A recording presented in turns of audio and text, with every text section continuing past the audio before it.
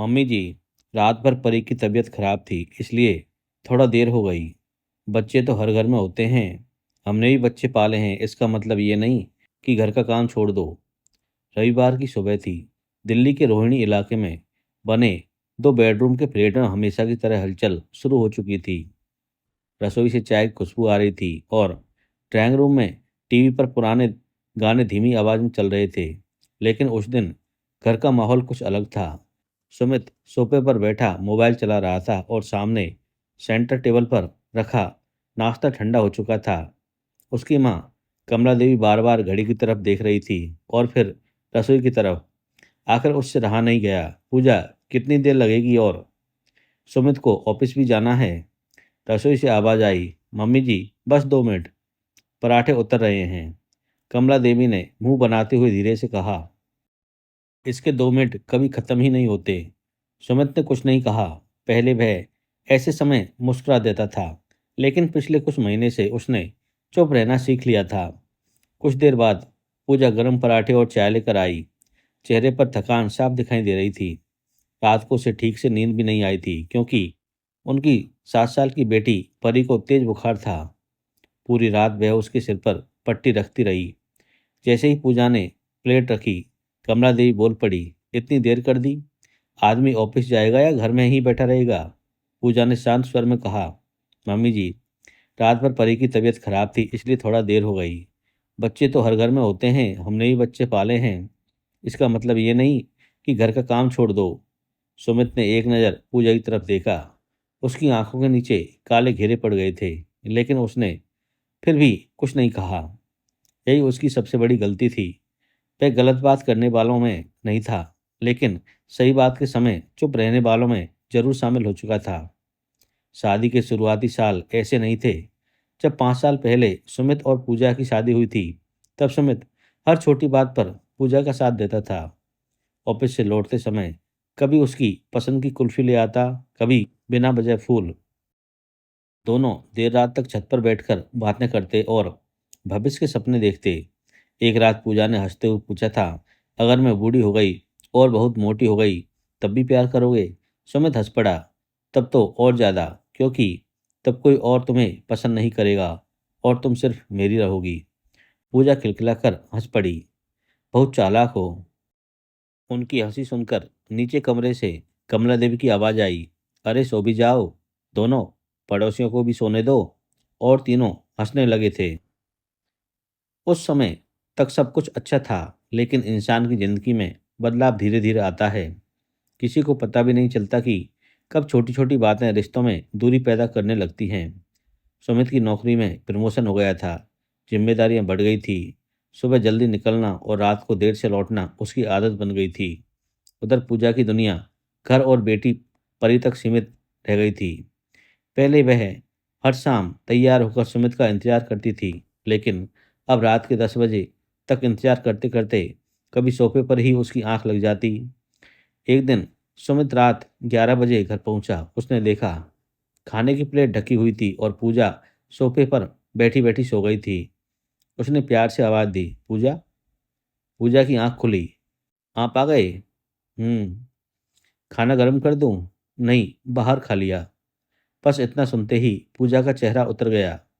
उसने सुबह से उसकी पसंद का पनीर बनाया था। सुमित ने ध्यान ही नहीं दिया। वह कमरे में चला गया, लेकिन थोड़ी देर बाद जब वह पानी लेने बाहर आया तो उसने देखा कि पूजा चुपचाप रसोई में खड़ी थी और सिंक में बर्तन धोते हुए उसकी आंखों से आंसू गिर रहे थे। उसने पूछा, क्या हुआ? पूजा जल्दी से मुस्कुराई, कुछ नहीं। और यहीं से दोनों के बीच कुछ नहीं शब्द बढ़ने लगा। धीरे धीरे छोटी बातें बड़ी होने लगी। एक दिन पूजा बोली, सुमित, इस रविवार कहीं बाहर चलें? सुमित बोला, यार बहुत थक जाता हूं मैं, घर पर आराम कर लेते हैं, अगले रविवार देखेंगे। सुमित, परी कह रही थी कि चिड़ियाघर चलेंगे, लेकिन अभी टाइम नहीं है, फिर अगले रविवार देखेंगे। सुमित, मम्मी पापा के यहाँ गए हुए भी हमको 4 महीने हो गए हैं। सुमित ने कहा, ऑफिस का बहुत काम है।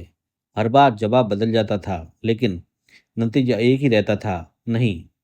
धीरे धीरे पूजा ने कहना कम कर दिया और जब पत्नी अपनी छोटी छोटी इच्छाएं बताना बंद कर दे तो समझ लेना चाहिए कि वह शिकायत नहीं उम्मीद छोड़ना शुरू कर चुकी है। लेकिन सुमित यह बात समझ नहीं पाया। एक शाम उसकी छोटी बहन नेहा घर आई। उसने हंसते हुए कहा, भाभी, आप पहले जैसी नहीं रही। पहले तो हर समय हंसती रहती थी। पूजा मुस्कुराई। उम्र बढ़ रही है शायद। नेहा तुरंत बोली, अरे, 30 साल की उम्र में कौन बूढ़ा हो जाता है। लेकिन उसी समय उसने देखा कि पूजा की मुस्कान आंखों तक नहीं पहुंची। रात को नेहा ने अपने भाई से पूछा, भैया, सब ठीक है ना? हाँ, क्यों? भाभी खुश नहीं लगती। सुमित हंस पड़ा। तुम लड़कियां भी हर बात में ड्रामा ढूंढ लेती हो। सब ठीक है। नेहा चुप हो गई। लेकिन उसे भी महसूस हो गया कि घर में कुछ बदल रहा है। और उधर पूजा भी बदल रही थी। अब वह कम बोलती थी, कम हंसती थी, और सबसे ज्यादा वह अपने मन की बातें कहना छोड़ चुकी थी। लेकिन सुमित को लगता था कि सब सामान्य है। उसे क्या पता था कि उसकी एक छोटी सी आदत एक दिन उसकी पूरी जिंदगी बदलने वाली थी। धीरे धीरे पूजा ने शिकायत करना छोड़ दिया था। अब वह पहले की तरह हर छोटी बात पर सुमित का इंतजार नहीं करती थी। अगर वह देर से आता तो वह बस खाना ढक कर रख देती थी। परी को सुलाकर खुद भी सो जाती। सुमित को यह सब सामान्य लगने लगा था। उसे लगता कि शादी के कुछ साल बाद हर रिश्ते में ऐसा हो ही जाता है। लेकिन उसे यह समझ नहीं आ रहा था कि जहाँ प्यार कम नहीं होता, वहाँ लोग एक दूसरे को हल्के में लेना शुरू कर देते हैं। और यही सबसे खतरनाक शुरुआत होती है। एक दिन शाम को ऑफिस से लौटते समय सुमित ने देखा कि उसके मोबाइल पर पूजा की 5 मिस कॉल थी। उसने सोचा, घर पहुंचकर बात कर लूंगा। तभी उसके बॉस का फोन आ गया और वह दूसरी बातों में व्यस्त हो गया। रात को घर पहुंचा तो देखा कि पूजा के चेहरे पर घबराहट थी। सुमित ने जूते उतारते हुए पूछा, इतनी बार कॉल क्यों कर रही थी? पूजा ने धीमी आवाज में कहा, परी को अचानक बहुत तेज बुखार हो गया था। मैं डर गई थी। डॉक्टर के पास ले जाना पड़ा। सुमित ने बस इतना कहा, तो मम्मी थी ना घर पर? और वैसे भी अब तो ठीक है ना? पूजा ने उसकी तरफ देखा। वह कुछ कहना चाहती थी लेकिन फिर चुप हो गई। उस रात नेहा भी घर पर थी। उसने सब सुन लिया था। बाद में उसने भाई से कहा, भैया, भाभी को आपकी जरूरत थी। सुमित हंसकर बोला, तुम लोग हर बात को इतना बड़ा बना देती हो। नेहा चुप हो गई। कुछ दिन बाद पूजा का जन्मदिन आया। शादी के शुरुआत सालों में सुमित महीनों पहले से तैयारी करता था। लेकिन इस बार सुबह जल्दी ऑफिस निकलते समय उसने बस इतना कहा, हैप्पी बर्थडे। शाम को जल्दी आने की कोशिश करूंगा। पूजा मुस्कुरा दी, कोई बात नहीं। उस दिन उसने अपने हाथों से सुमित की पसंद का खाना बनाया था। परी बार बार पूछ रही थी, मम्मी, पापा कब आएंगे? पूजा हर बार कहती, बस बेटा, आते ही होंगे। रात के 9 बजे, फिर 10 बजे, फिर 11 बजे। आखिरकार सुमित का फोन आया, सॉरी पूजा, क्लाइंट के साथ हूँ, बहुत जरूरी मीटिंग है, तुम लोग खाना खा लो। कुछ सेकंड तक उधर से कोई आवाज़ नहीं आई। फिर पूजा ने धीरे से कहा, ठीक है, और फोन कट गया। परी मासूमियत से बोली, मम्मी, पापा केक काटने नहीं आएंगे? पूजा ने मुस्कुराने की कोशिश की और बोली, हम दोनों ही केक काट लेते हैं। लेकिन जैसे ही परी सो गई, पूजा बालकनी में जाकर खड़ी हो गई। उसकी आंखों से लगातार आंसू बह रहे थे। उसे जन्मदिन का दुख नहीं था। उसे दुख इस बात का था कि अब उसकी खुशियां, उसकी बातें और उसका इंतजार किसी की प्राथमिकता नहीं रहे थे। अगले दिन सुबह सुमित ने जल्दी जल्दी एक गिफ्ट उसके हाथ में पकड़ा दिया। सॉरी यार, बहुत बिजी था। पूजा मुस्कुरा दी, कोई बात नहीं। लेकिन इस बार उसकी मुस्कान में पहले वाली गर्माहट नहीं थी। धीरे धीरे महीनों बीत गए। एक दिन कमला देवी की तबीयत अचानक खराब हो गई। डॉक्टर ने कुछ दिनों के आराम की सलाह दी। पूजा ने दिन रात उसकी सेवा की। दवा, खाना, डॉक्टर, सब कुछ वही संभाल रही थी। एक दिन कमला देवी ने अपनी पड़ोसन से कहा, मेरी बहू नहीं, बेटी है। पूजा ने सुन लिया। उसकी आंखें भर आई। लेकिन उसी शाम कमला देवी ने गुस्से में उसे डांट दिया, क्योंकि चाय थोड़ी देर से बनी थी। पूजा फिर चुप रही। अब वह हर बात पर चुप रहने लगी थी। एक रविवार की सुबह नेहा आई। उसने देखा कि पूजा बालकनी में अकेली बैठी थी। क्या हुआ भाभी? कुछ नहीं। आप झूठ बोल रही हैं। इतना सुनते ही पूजा की आंखें भर आई। नेहा, कभी कभी लगता है जैसे मैं इस घर में हूँ लेकिन किसी की जिंदगी में नहीं हूँ। नेहा चौंक गई। भाभी? नहीं, मैं शिकायत नहीं कर रही हूँ। सुमित बुरे इंसान नहीं हैं, बस अब उन्हें मेरी जरूरत महसूस नहीं होती। और आपको? पूजा हल्का सा मुस्कुराई। मुझे आज भी उसकी जरूरत है। यह कहते हुए उसकी आवाज़ कांप गई।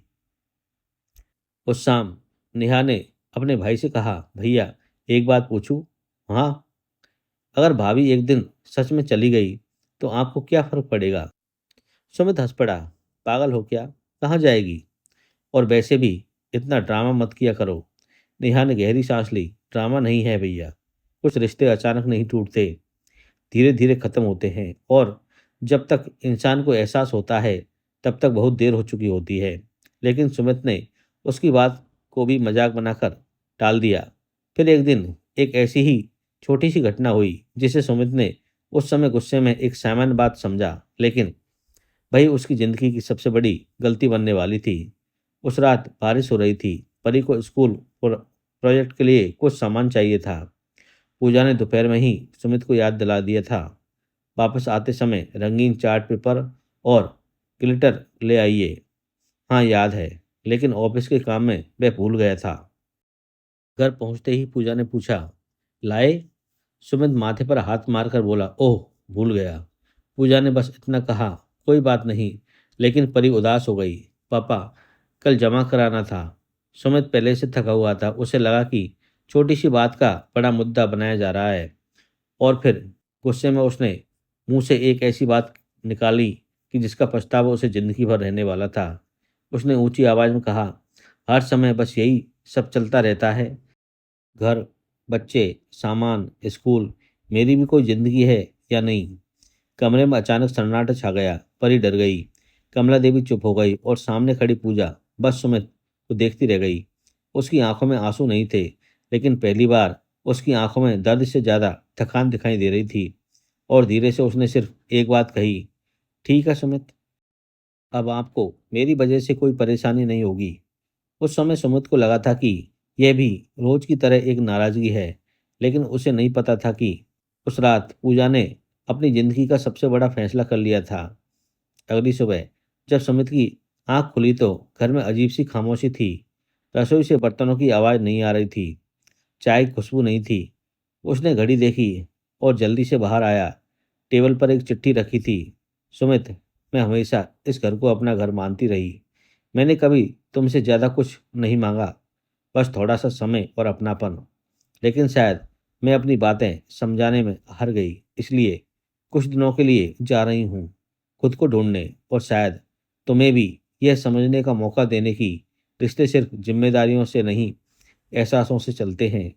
परी मेरे साथ है। अपना ख्याल रखना। पूजा की चिट्ठी पढ़ते ही सुमित के हाथ कांप गए।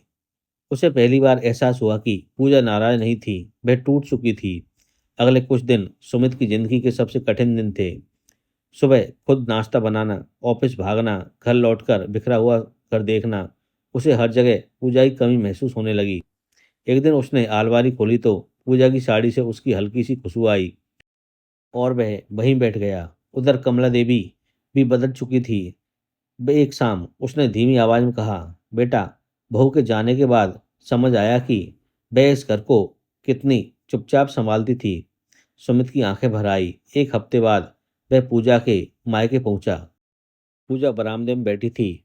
उसे देखकर भी वह नहीं उठी। पहले की तरह उसकी आंखों में शिकायत नहीं थी, बस एक शांत दूरी थी। सुमित उसके सामने जाकर खड़ा हो गया।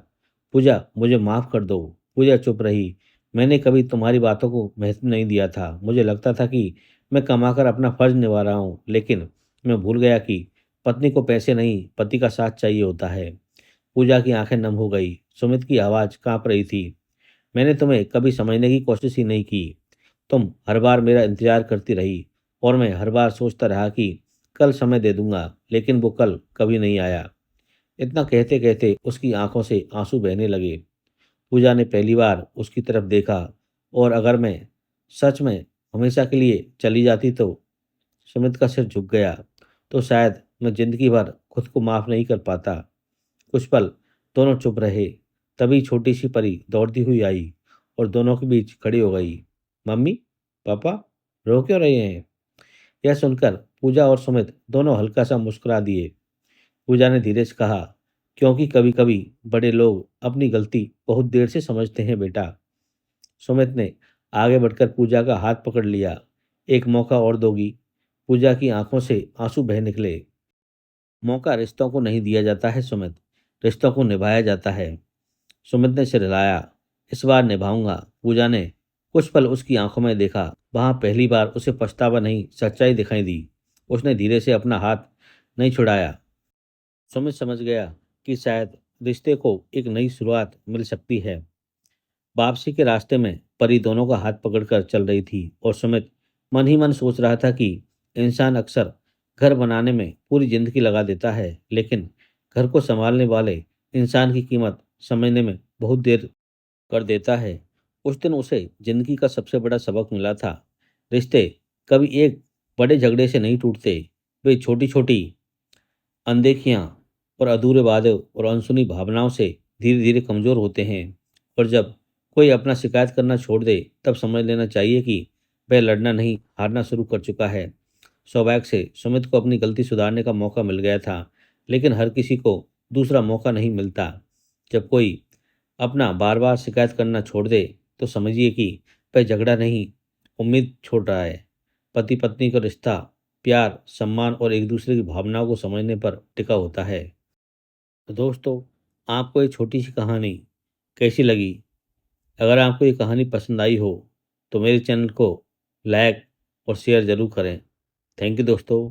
धन्यवाद।